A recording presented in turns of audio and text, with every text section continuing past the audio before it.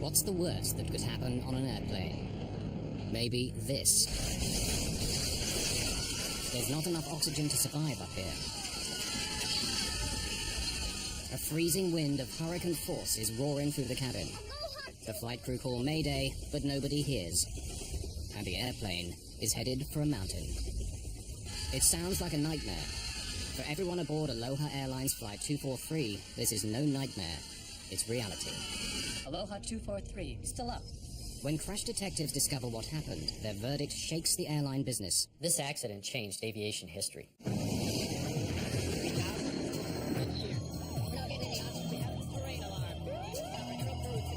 We are in an emergency.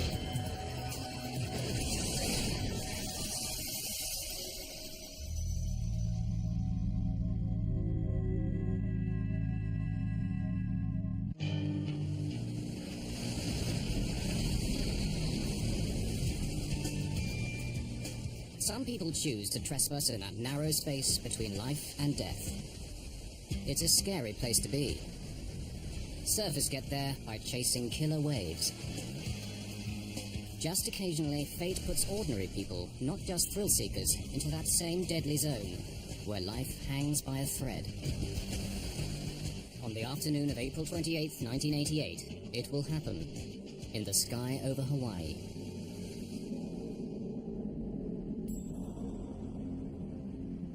At 1 p.m., Aloha Airlines Flight 243 is preparing to depart. A Boeing 737 is on the tarmac at Hilo Airport on Hawaii's Big Island, the southernmost of the Hawaii chain. Flight 243 will be just a 35-minute hop to Honolulu on the island of Oahu. Serving the islands means that Aloha works its airplanes hard. They make short flights, but plenty of them. This airplane has been shuttling between the islands since early morning. It'll be its 9th flight today.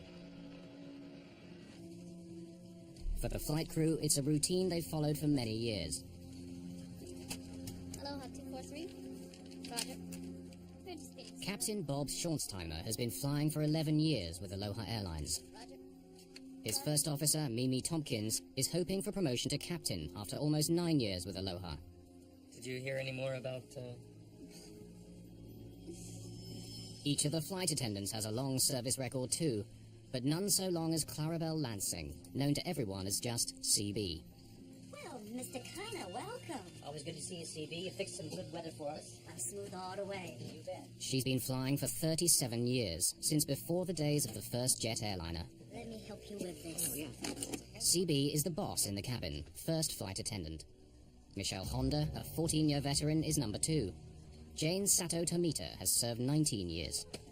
This is one of the most experienced crews you'll find, in an airplane that's been crisscrossing Hawaii's islands safely for 19 years. Circuit breakers. It's made more than 89,000 flights. On this day, only one other 737 in the entire world beats that record. Checked. Passengers have no reason to doubt they're in safe hands.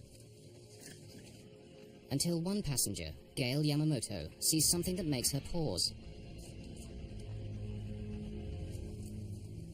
But what is it she's concerned about? And how worried should she be? Do I say something? Patricia Aubrey lives in Hilo, but has an appointment today in Honolulu. At first, she opts for the very front of the airplane, in row 1. But somehow she feels uneasy and decides to move further back. She chooses a free seat in row 17.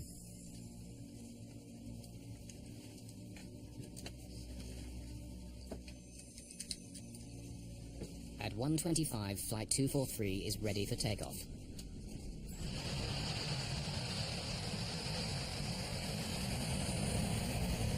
This airplane often rattles and shakes on takeoff and landing, but it's something the crew and regular passengers have grown used to. What's there to worry about?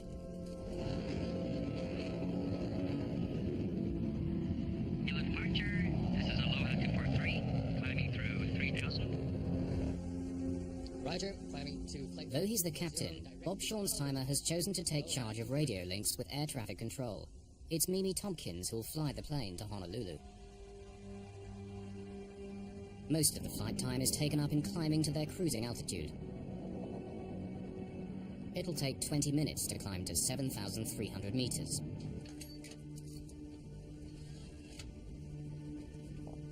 For many passengers, soaring high over the Pacific is all part of the daily routine.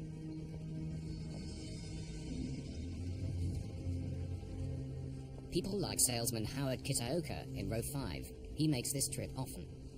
When you've seen the view 100 times, 35 minutes is precious time to catch up on paperwork. The flight's so short that the attendants serve drinks while they're still climbing. They can move around, but the passengers are still strapped in. It's 1:45. 20 minutes into the flight, the aircraft is at cruising height. Honolulu Center, Aloha 243, leveling off at 240. The crew relax. See, where's that National Weather Service weather station out here? Is that in the old tower? In perfect flying weather, everything is following the familiar pattern. Do they?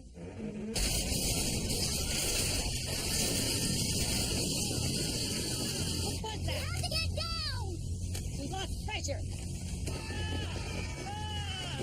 I saw a brilliant flash of light and boom. Everything was being sucked out of the plane. Here's what's happened.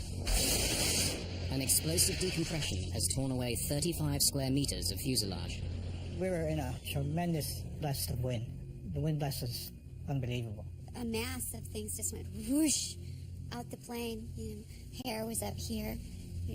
Everybody was in their seat except the stewardesses. I saw the stewardess get smashed down in the aisle. I could see her hair blowing and I could see blood, but that's all I could see of her. Jane Sato Tomita has been struck by debris at row 2. Michelle Honda has been thrown to the floor at row 15. There's no sign at all of CV Lansing. I will take control fully. Only seconds have passed since the explosion. The wind noise makes it impossible for the flight crew to communicate. Now, for the first time, they gain a sense of what's happened. Visible over a mound of tangled debris, there's blue sky where the airplane roof used to be. The first 5 rows are now completely exposed to the sky on both sides of the plane. The initial threat of being sucked out is past since the airplane's now completely depressurized. But passengers are still in danger.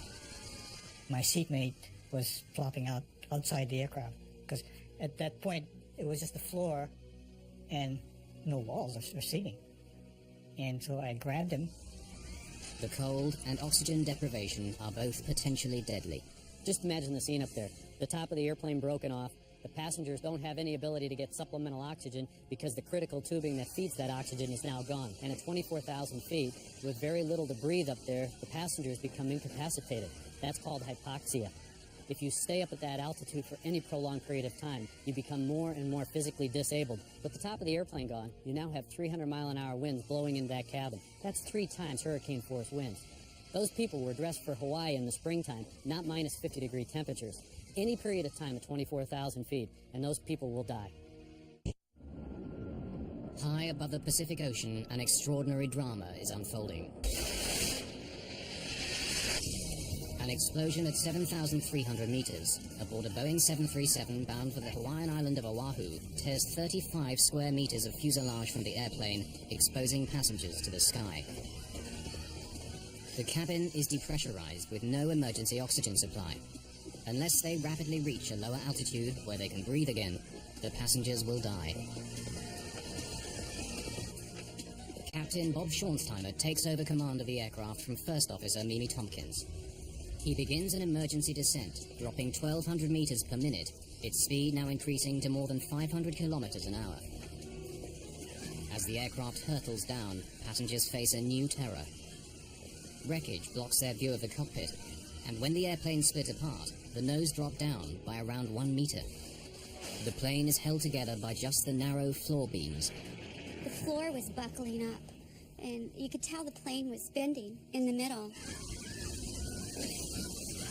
Michelle Honda can't go forward far enough to see whether the pilots are alive or dead. She tries to make contact via the intercom. Can anyone hear me? The wires are severed. As she struggles forward to try to reach the cockpit, she gets asked the one question she can't answer. Do we have a pilot? I don't know. Do we have a pilot? I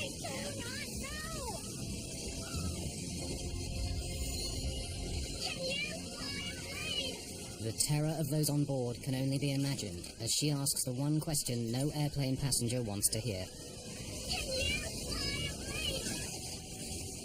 First Officer Mimi Tompkins tries to alert air traffic control at Honolulu. Recordings from the cockpit voice recorder, the black box, analysed later by accident investigators, provide a dramatic record of exactly what took place.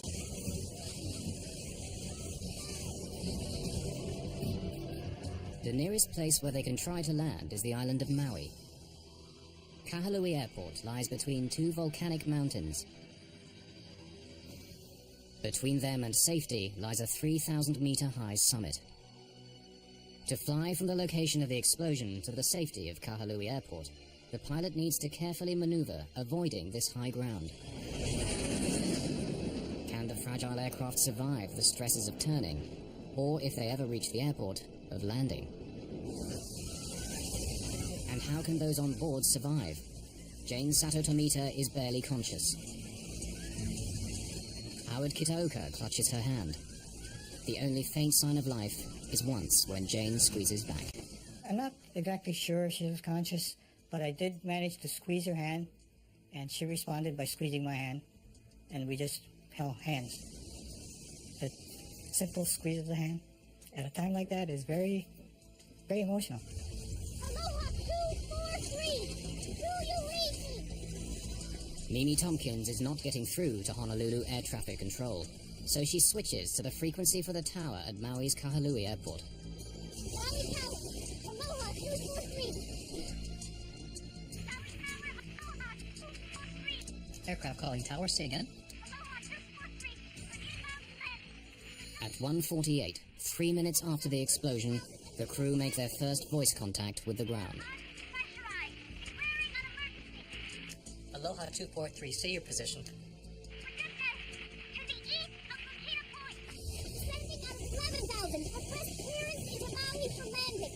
Request the emergency equipment. Airport fire station? We have at Aloha 737 5 minutes out.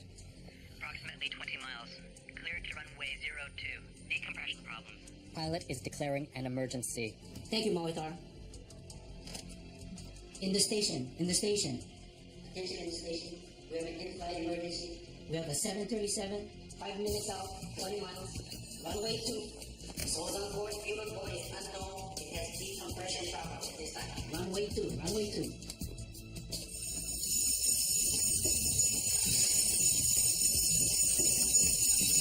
Aloha 243. Okay, the equipment is on the field. It's on the way. At 3,000 meters, flying west of the mountain, the pilot slows the aircraft and as gently as possible begins the right-hand turn towards Kahului. Passengers sense that someone must be in control of the aircraft. I've had some training as a pilot, and we were wings level. It wasn't in a dive or a roll. It was wings level. At that moment, I thought, we have a chance. Meanwhile, those on the ground are unsure about what kind of crisis they're facing. It's a small airport. An airliner in trouble will test the fire crew's experience. For the air controller, it's hard to hear the airplane at all. Just to verify again, you're breaking up. Your call sign is 243. Is that correct? 4 minutes after the explosion. At this lower altitude, they're able to remove their oxygen masks. With their speed having dropped to a little over 380 kilometers an hour, the wind noise decreases just enough for them to hear one another. You want me to call for anything else? No. Aloha 243. Looks like we've lost a door. We have a hole in the left side of the aircraft. But the tower can't hear this new information. They've lost contact with the aircraft. Their transmissions aren't being picked up. Aloha 243. You still up? Is this a radio malfunction or something worse? Aloha 243. Hearing nothing from the stricken aircraft, the controller fears the worst. Aloha 243. Aloha 243, you still up? Aloha 243. If you're still here, please. I did. Affirmative. Aloha 243. Roger. I got your ident straight away. Cleared to land. Wind 0. 40 at 20 knots. Communication is restored, but the crew's ordeal is far from over. Captain, do you hear? Now Mimi Tompkins tries to contact the cabin by intercom, but there's no response. Well, the crew doesn't really know what's going on behind them. The airplane is still flying. The captain now has to maintain his focus on flying that airplane, but he doesn't know what real damage exists behind him. Tell him we'll need assistance to evacuate. Right. Maui Tower, Aloha 243. Can you hear me on tower frequency? Aloha 243, I hear you loud and clear. Go ahead. We're going to need assistance. We can't communicate with the flight attendants. We'll need assistance with the passengers when we land. Okay, you're going to need an ambulance, is that correct? Affirmative. During the descent, passengers experience moments of pure terror.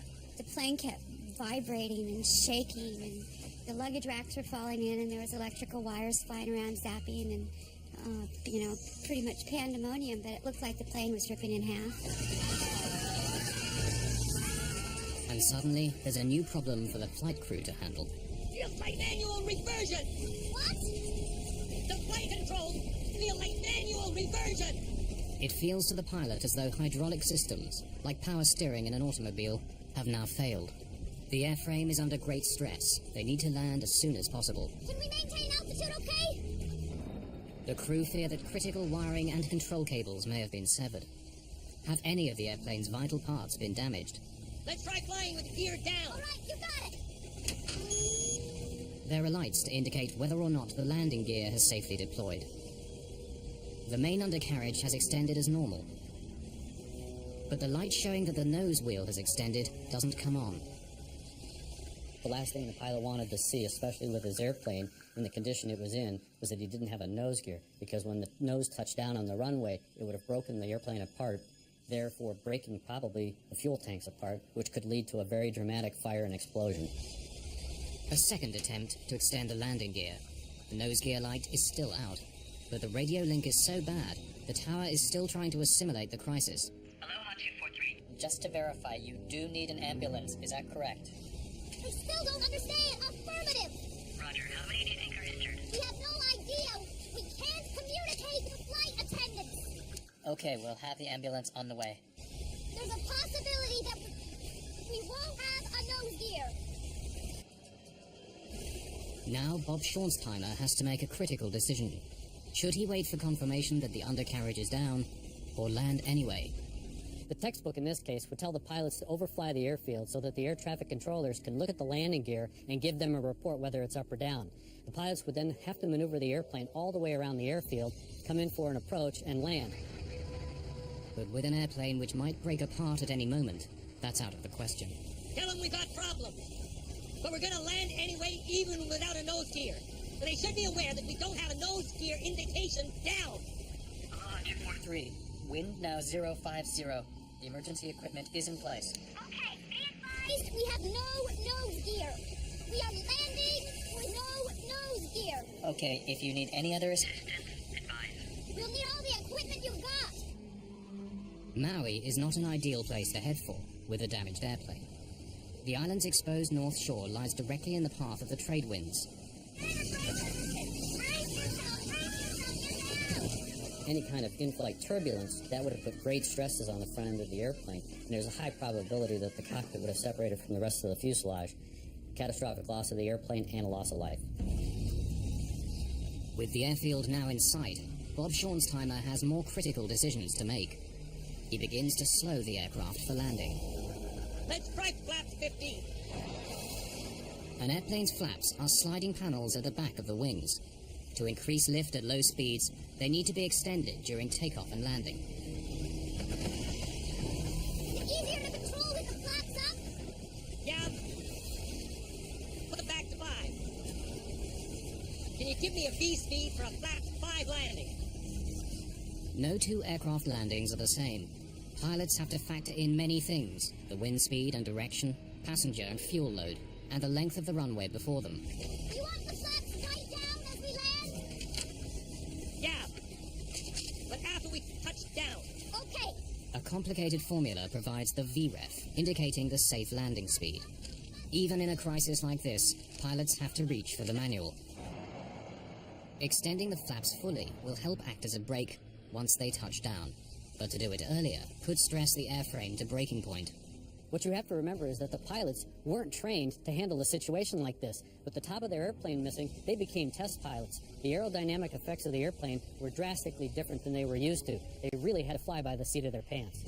The safe speed for landing, taking into account the length of Kahalui's runway 2, is calculated to be 152 knots, 282 kilometers an hour.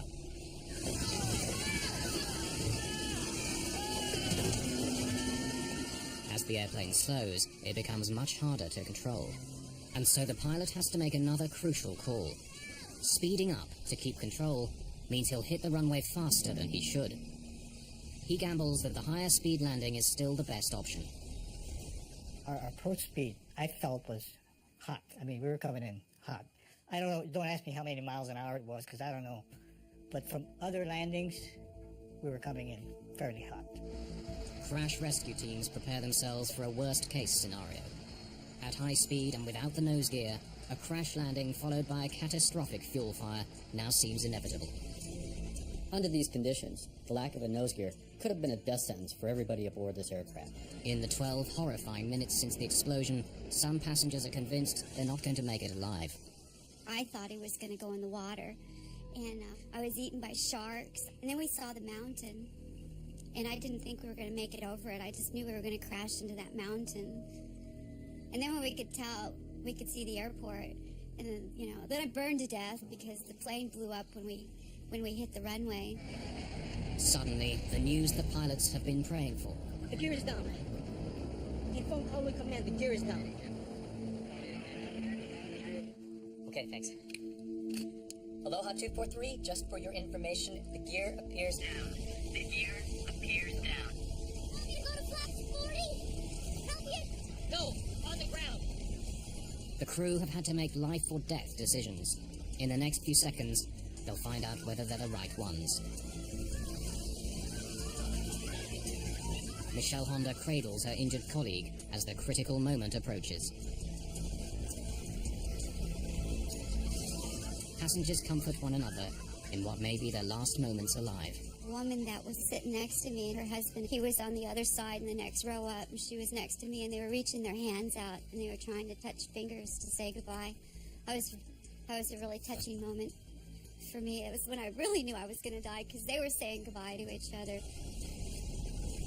What gave me the most comfort was knowing that my wife and my kids knew what I felt. That was great comfort. I didn't need to tell them anything further, that I love you, or, I worry about you, because I felt that I had already said that.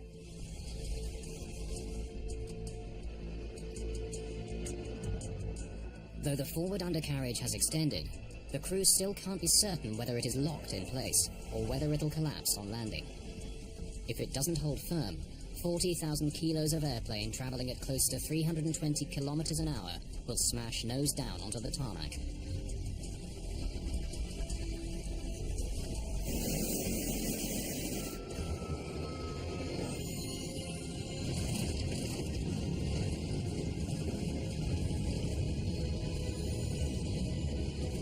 One reverse! Okay. Thrust reverser!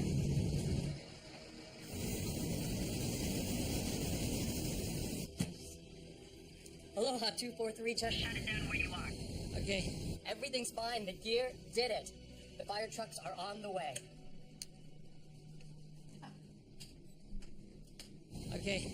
Shut it down.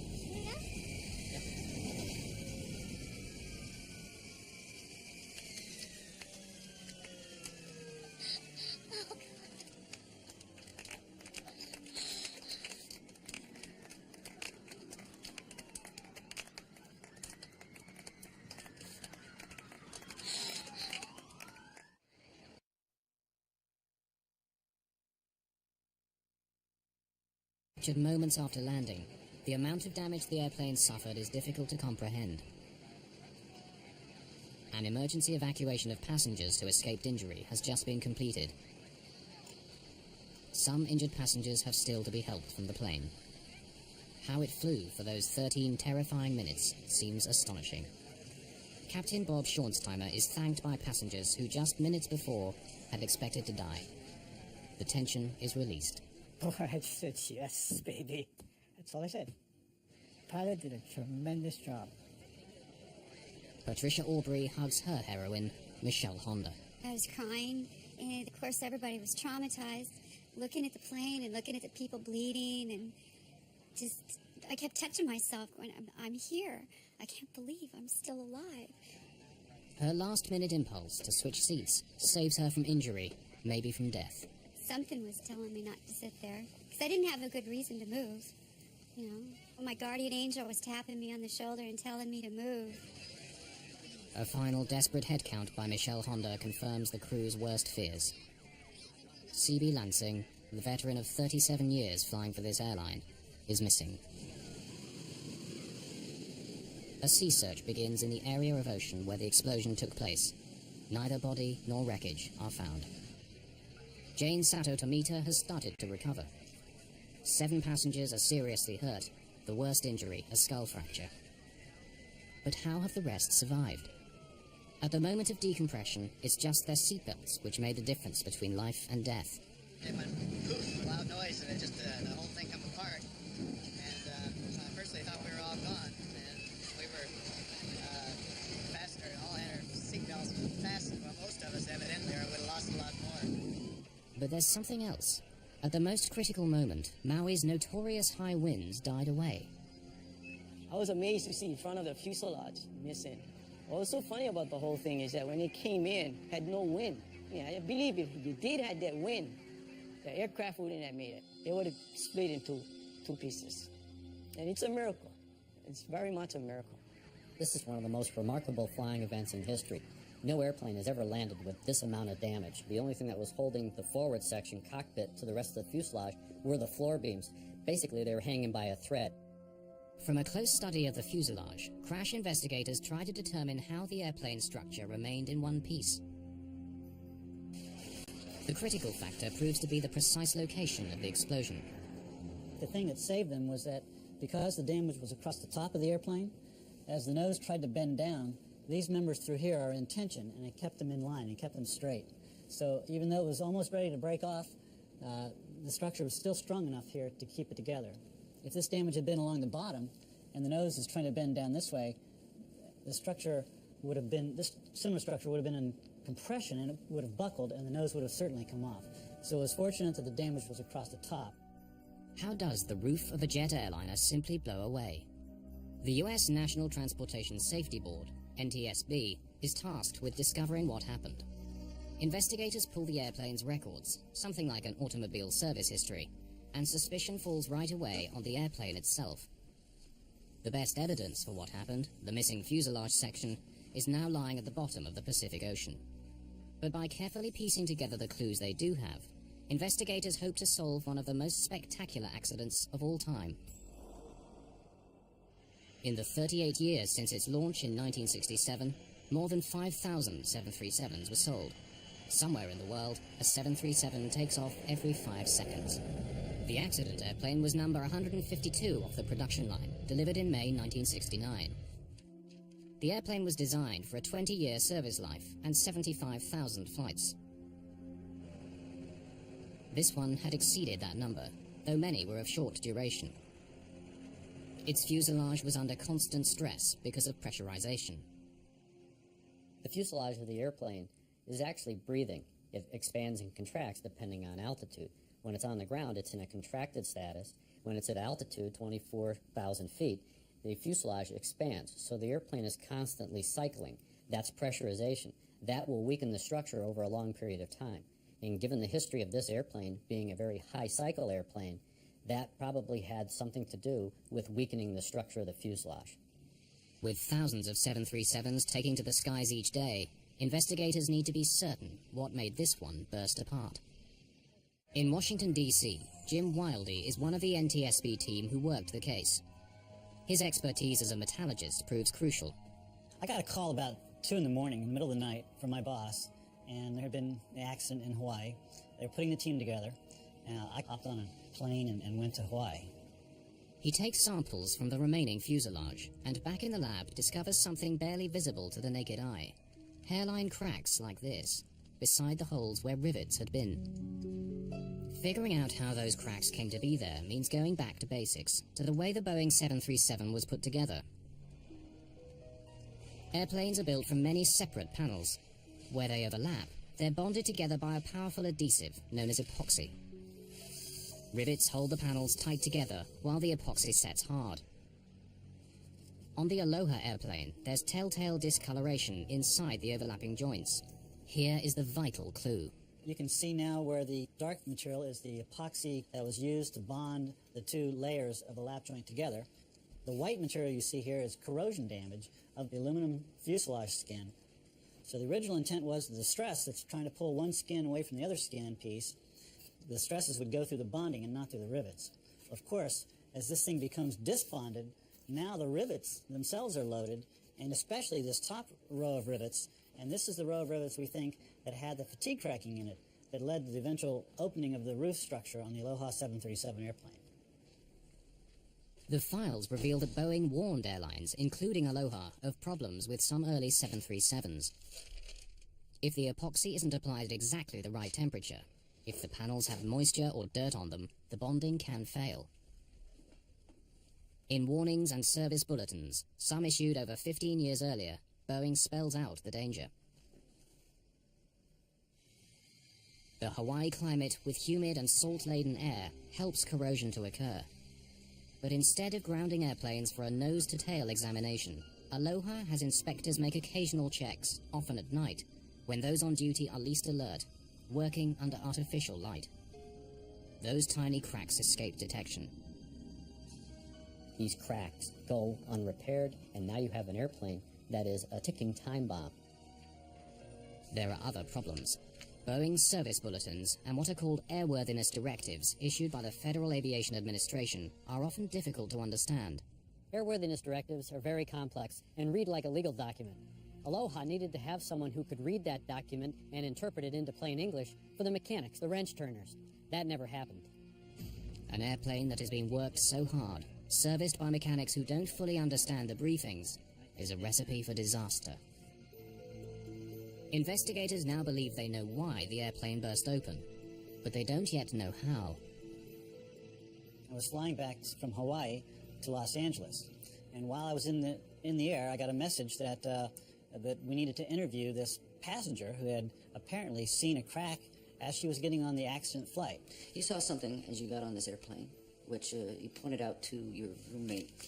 Cynthia Johnson. Yeah, Cynthia. Talk me through it. What did you see? What I saw was, to the right of the door, where the paint was white, well, it was a crack. It's like, not a hole exactly, but the metal on top had come away from the metal below. I was going to tell the flight attendant, but they were busy and we had to take our seats. Well, yeah, you figured, they know what they're doing. It's their airplane. I didn't want to make a fuss or anything. No, absolutely.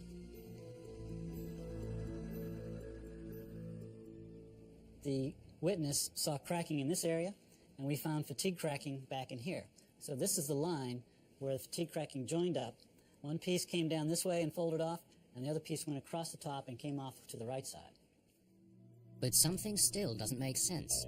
Boeing designed the 737 and other of its aircraft so that this should never happen. Every 10 inches along the airplane are what are called tear straps inside the fuselage to strengthen it. If a tear begins, it should only reach the next strap before shooting off at a 90-degree angle. Though there's a hole in the aircraft, it acts like a safety valve. The purpose of the tear strip is to confine any kind of rip or tear in the fuselage skin to a 10-inch square, basically. If you allow it to propagate beyond this 10-inch square, you could then compromise larger sections of the fuselage and cause a blowout. The 10-inch square allows a controlled decompression and confines any structural damage to a very small area. So why has the safety valve failed here? The NTSB believe there were so many cracks in the fuselage that they simply joined together, running right through the tear straps. The Aloha airplane was kind of unique in a couple of ways. The way it was operated was with very short flights, so you had large numbers of these pressurization cycles, and stress was going on and off on these rivet locations. And secondly, with the disc bonding, all this stress is now going through the rivets, and that led to the linking up of these cracks and then the roof coming off the airplane. But is that the final answer on what happened to Flight 243? A new theory claims to shed fresh light on those dramatic events.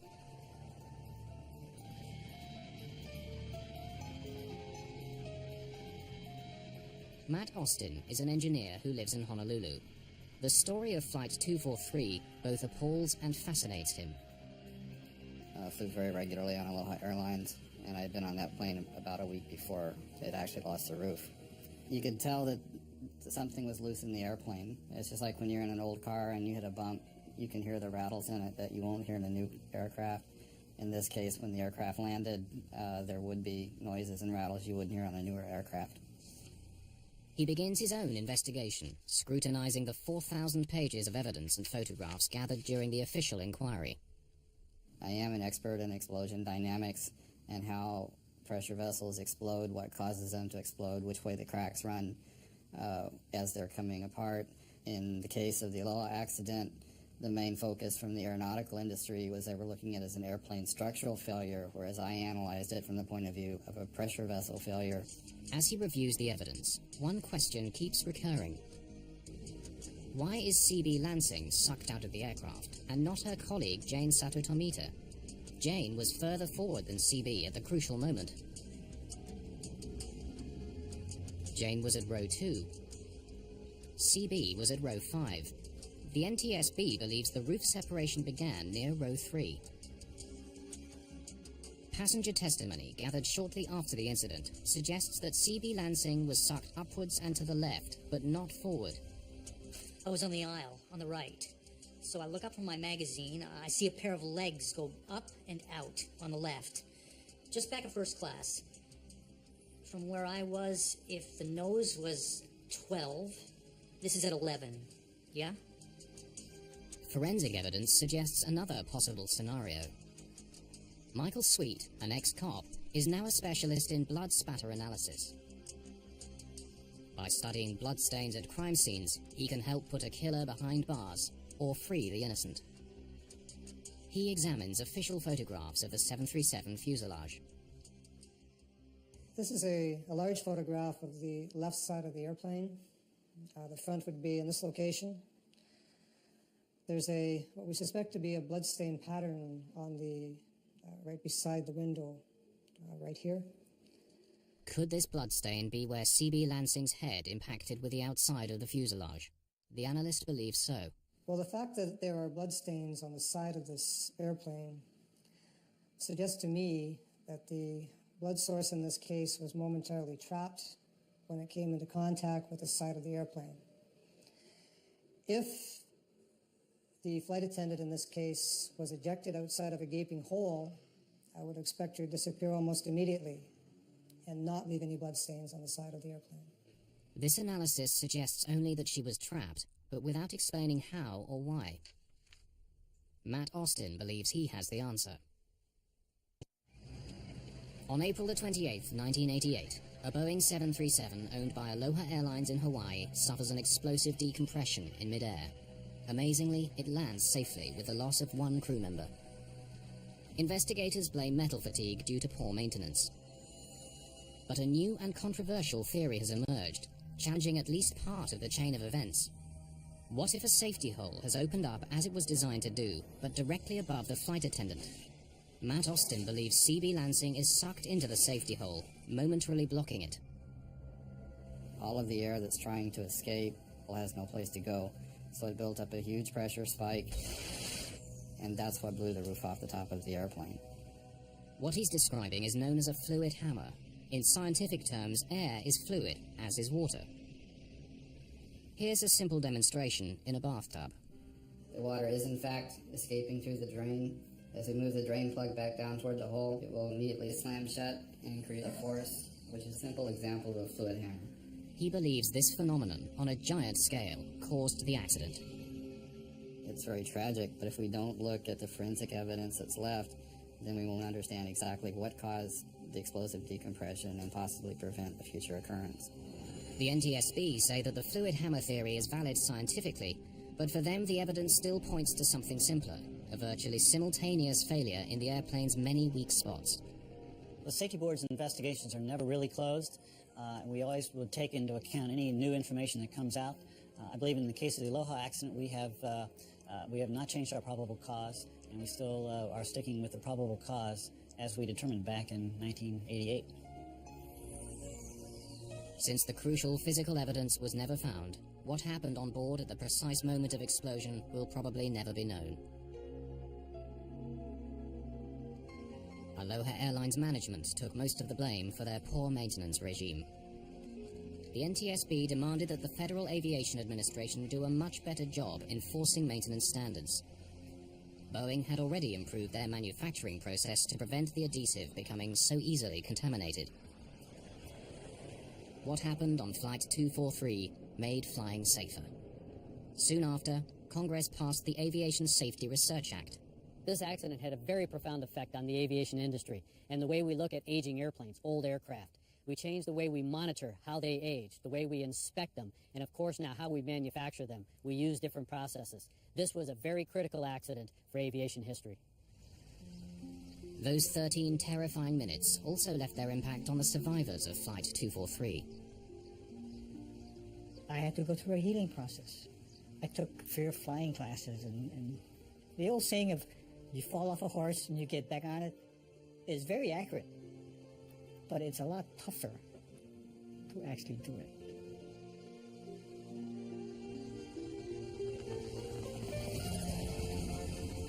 Patricia Aubrey had to find a way of dealing with the memories also. Her way was to revisit the same piece of airspace where the terror unfolded. I would go flying with my psychologist. You go through what they call desensitization, where you confront your fear and you just do it so many times that you can do it without having a bad reaction. Before that happened, if something bad happened to me, I'd go, I hate life. But I don't hate life. I can deal with it. Bring it on. I'll take care of it. I'd much rather be alive. There's one further legacy of that fateful day. The ocean never did surrender the body of C.B. Lansing. Instead, a memorial garden honoring the veteran flight attendant was planted at Honolulu Airport, beneath the big Hawaiian sky where she spent the better part of her life, and where it was so suddenly ended.